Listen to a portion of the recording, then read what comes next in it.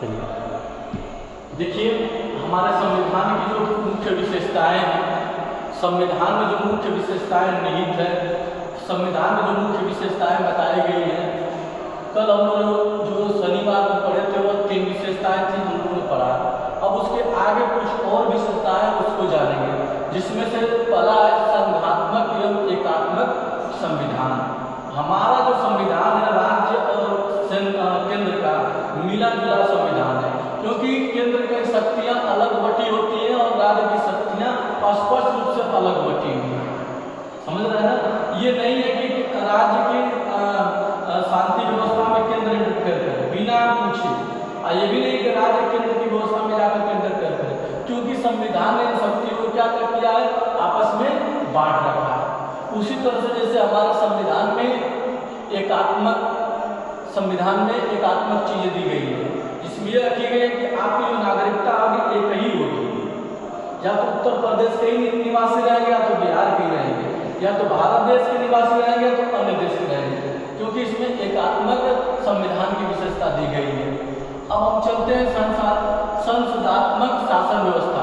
देखिए, जो हमारे देश की व्यवस्था चलती है, जो हमारे देश की कार्यपालिका चलती है, जो हमारे देश का राज्य व्यवस्था चलती है, वो इसी पर चलता है। किस पर? संसदात्मक शासन व्यवस्था।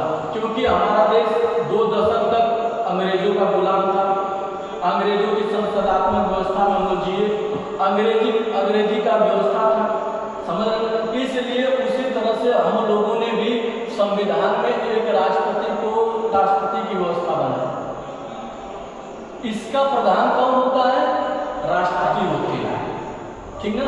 लेकिन एक तरह से औपचारिक होते हैं, क्योंकि जो कार्यपालिका की जो व्यवस्था होती है सीधे प्रधानमंत्री के हाथों में होती है। ये तीसरी आंख बंद करके जो राष्ट्रपति होते हैं, इसके मुख्य होते हैं, प्रधान होते हैं, वो तीसरी आंखें खोल करके देखते रहते हैं। क्योंकि कहा भी जाता है कि राजतंत्र में, लोकतंत्र में, चाहे राष्ट्रपति हो चाहे राज्यपाल हो, ये सब लोग क्या होते हैं? ये कठपुतली होते हैं। अगर ये शब्द नहीं करना चाहिए, शब्द को वापस लेते हैं, ये तरह दूसरी तरह बने होते हैं, क्योंकि वो शासन के अनुसार ही चलते हैं। अगर कार्यपालिका में प्रधानमंत्री जी ने कुछ व्यवस्था बना कर दे दी, तो राष्ट्रपति क्या किए? हस्ताक्षर कर दिए। जिस तरह से गाँव में देख लीजिए, प्रधान होते हैं और सचिव भी होते हैं, तो प्रधान जैसे कहते हैं वैसे सचिव करता है ना, उसी तरह से उनको मान लीजिए, क्योंकि सचिव को उस गांव की कार्य व्यवस्थाओं को देखने के लिए करता रहता है। अब कहाँ कोई होता है? सब जो कठपुतली बने होते हैं, एक दूसरे से जुड़े होते हैं, सबको कुछ न कुछ किसी चीज की आवश्यकता होती है। राष्ट्रपति जानते हैं कि हम प्रधानमंत्री की व्यवस्था से ही हम राष्ट्रपति बने हैं। अगर तनिक हम इनके खिलाफ जाएंगे तो हमको हटा भी सकते हैं, महाभियोग लगा करके। तो इसलिए हमारे देश की व्यवस्था का जो प्रधान होता है, इसका संसदात्मक शासन के प्रधान जो होते हैं राष्ट्रपति होते हैं, केवल राष्ट्रपति होते हैं। प्रधानमंत्री के अंदर सब कुछ शक्तियां निहित होती हैं, लेकिन यह वहां से बैठ करके उस कार्यपालिका की व्यवस्थाओं को क्या करते रहते हैं? देखते रहते हैं। धर्मनिरपेक्ष राज्य, हमारा जो देश है धर्मनिरपेक्ष राज्य है। हमारे संविधान में यह बात बताई गई है कि आपस में किसी से भेदभाव नहीं करना है। अगर हम हिंदू धर्म है तो हम हिंदू धर्म को मानते हैं, अगर हम मुस्लिम धर्म के हैं तो मुस्लिम धर्म को मानते हैं। संविधान में यह बात कहीं नहीं कही गई है कि आप किसी भी धर्म का विरोध करिए, और कहीं भी संविधान ने किसी धर्म की आलोचना नहीं की है। इसलिए हमारे देश को धर्मनिरपेक्ष राज्य भी कहा जाता है। अगला, मूल अधिकारों की व्यवस्था। संविधान ने हमारे मूल अधिकार दे रखे हैं। जैसे प्रस्तावना ने हम लोग पढ़ा ना कि हमको मूल अधिकार मिला है, स्वतंत्रता मिला है, न्याय मिला है, समानता मिला, प्रभुत्व मिला कि नहीं मिला है? तो मूल अधिकार हमको व्यवस्था मिली है, इसलिए हम उस अधिकार की बदौलत कहीं उठ पाते हैं, बैठ पाते हैं, किसी से बात कर पाते हैं। अगर सच में हमारे पास वो अधिकार नहीं रहते तो हमारी स्थितियाँ बड़ी खराब रहती, क्योंकि जैसे ही हम आज़ादी से पहले चले जाते हैं या 20 साल पहले जब हम चले जाते हैं, प्यारे बच्चों, आज वहाँ भी सामंती व्यवस्थाएं बनाई हुई थी। एक गरीब घर का बच्चा, एक दलित घर का बच्चा किसी के चारपाई पर नहीं बैठ पाता था, लेकिन धीरे धीरे लोग गरीब, दलित, शोषित जो अपने लोग शिक्षित हुए, शिक्षित होने के बावजूद क्या हुए? जागरूक हुए। जागरूक होने के बावजूद अपनी शिक्षा के बदौलत सबके बराबर नहीं तो ये भी व्यवस्था हमारे सामने नहीं थी। फिर क्या है, लचीला और कठोर संविधान। हमारा संविधान लचीला भी है और कठोर भी है, क्योंकि भारत ही एक ऐसा देश है जहाँ अगर किसी को कोई गोली मारा तो तुरंत उसको सजा नहीं होगी, यह जानते हुए कि अपराधी है, लेकिन वहाँ लचीला है। फिर बाद में जब सच्चाई पता चल जाएगा कि किसी ने गोली मारी है तो वहाँ संविधान हमारा कठोर भी है। अगला है समान न्याय व्यवस्था। अगर जो हमारी न्याय व्यवस्था है समान है, अगर एक राष्ट्रपति पर मुकदमा अगर गोली मारेंगे तो 302 लगेगा, एक आम आदमी को मारेंगे तो 302 लगेगा। न्याय की व्यवस्था क्या है, समान है। अगर हम न्याय के लिए जाएंगे तो भी कटघरे में खड़े रहेंगे, हम भी कटघरे में खड़े रहेंगे। सबको एक ही व्यवस्था है, किसी को अलग से व्यवस्था नहीं है। अगला बहुदलीय व्यवस्था। भारत एक ऐसा देश है कि सभी इस देश के नागरिक स्वतंत्र हैं, जो चाहे अपनी संस्था बना सकते हैं, जो चाहे अपनी दल बना सकते हैं, और संविधान द्वारा दिए गए नियम कानून के अनुसार वो दल बना करके देश की सेवा, राष्ट्र की सेवा कर सकते हैं। संविधान किसी को रोकता टोकता नहीं है। न्यायपालिका की श्रेष्ठता। देखिए भारत में अगर किसी की श्रेष्ठता है तो न्यायपालिका की। सुप्रीम कोर्ट का जो हेड होते हैं वो हमारे देश की व्यवस्थाओं को देखते रहते हैं, वो टोकते नहीं है, लेकिन जहां अर्थ होता है तो टोक देते हैं। जिस प्रकार से हमारे देश में एक अलग न्याय व्यवस्था चल पड़ी थी, उत्तर प्रदेश सरकार में जाप्सी चल पड़ी थी। अगर कोई कुछ भी करता था तो उससे घर तुरंत बुलडोजर पहुंच जाता था।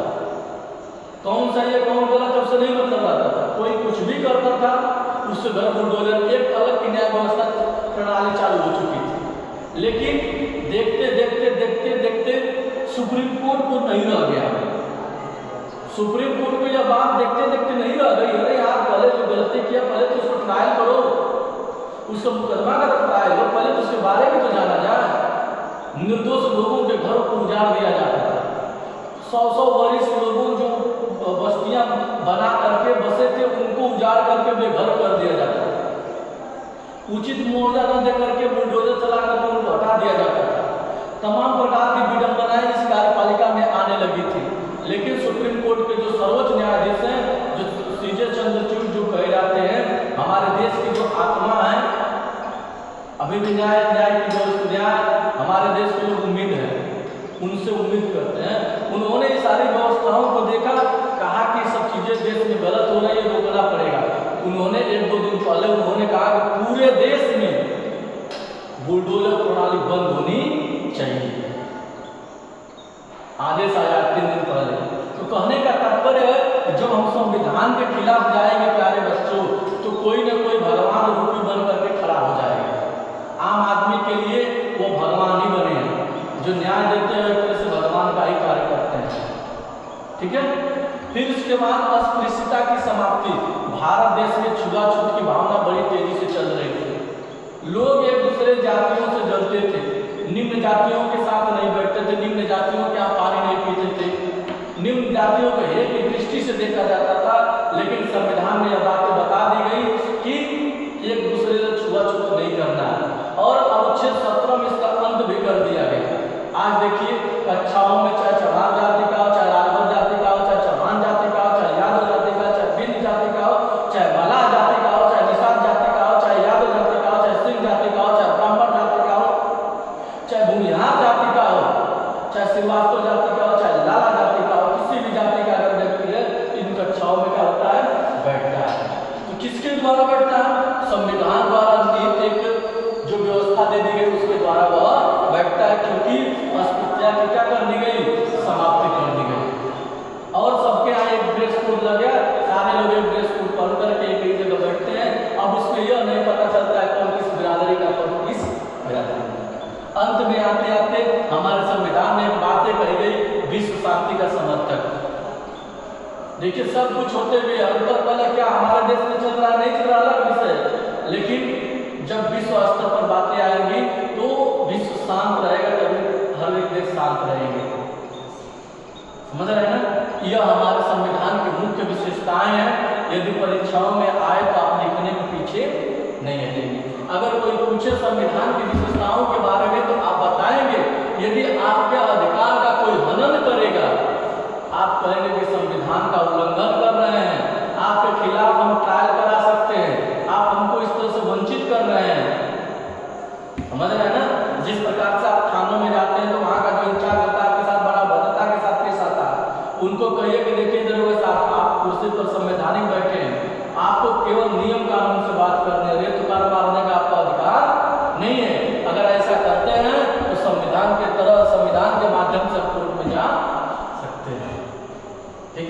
ये हमारी क्या है, व्यवस्था है, हमारी विशेषता है।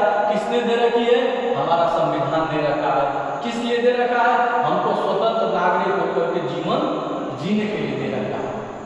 ठीक है, धन्यवाद।